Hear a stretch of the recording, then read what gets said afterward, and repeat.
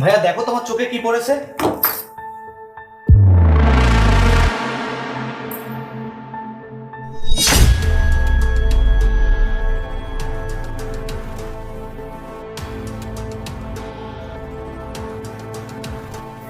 ঠিক আছে ভাইয়া, এখন কিছু নেই, ভালো লাগছে, তুমি যাও। ঠিক আছে।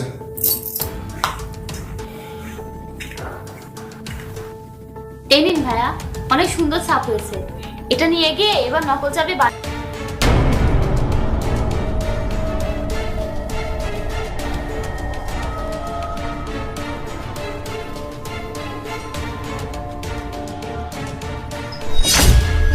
আচ্ছা,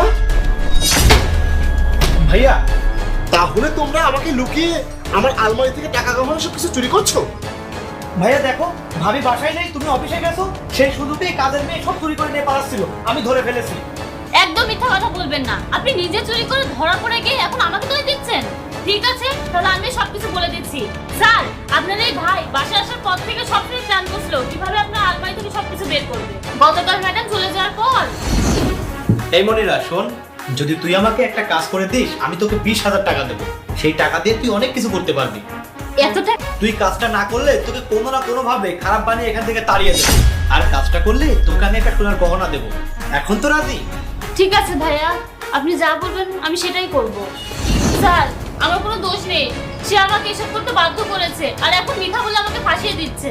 দেখুন স্যার, সে আলমারি নকল চাবি বানিয়েছে। হ্যাঁ, আমি সবকিছুই বুঝতে পেরেছি। ছি ভাই ছি, তুই আমার ভাই হয়ে বাসার কাজের মেয়ের সাথে হাত করে আমার সবকিছু চুরি করে নিচ্ছিস। তুই আসলে আমার ভাই কিনা সেটাই এখন আমার সন্দেহ হচ্ছে। আচ্ছা, তোর কোন চাহিদাটা আমি পূরণ করি নাই? যখন যা চেয়েছিস আমি তোকে তাই দিয়েছি, আর তুই ভাই হয়ে ভাইয়ের সর্বনাশ করছিস। ঠিক আছে, আমি এখনই পুলিশকে কল করে সবকিছু বলছি। ভাইয়া আমাকে এবারের মতো ক্ষমা করে দাও, আমার অনেক বড় ভুল হয়ে গেছে। আসলে আমার বন্ধুদের টাকা তো অপরাধ, তুই ওকে সাহায্য করেছিস, কারণ অন্যায় করা আর অন্যায়কারীকে সাহায্য করা সমান অপরাধ। আমি বুঝতে পারিনি স্যার, সে আমাকে লোভ দেখিয়ে এসব করিয়েছে। লোভে পাপ আর পাপে মৃত্যু। পাপ যখন করেছো শাস্তি তো পেতেই হবে। যাও, তোমাদের আসল জায়গা হলো জেল। হ্যাঁ স্যার, আপনি আমার বাসায় চলে আসুন। আমার বাসায় আমার ছোট ভাই কাজের মেয়ের সাথে করে আমার আলমারি থেকে টাকা আর গহনা চুরি করছিল। জি, আমি আপনাকে আমার ঠিকানা পাঠিয়ে দিচ্ছি। ওকে ভাইয়া এবারের মতো মাফ করে দাও না, আর কখনো এমন হবে না। তুমি আমার জীবনটা নষ্ট করে দিও না ভাইয়া, আমি তোমার ভাই। অন্যায়ের শাস্তি পেতেই হবে, সে যেই হোক না কেন। তবে আমি পরে চেষ্টা করব তোমাদের শাস্তি কমিয়ে নেওয়ার জন্য।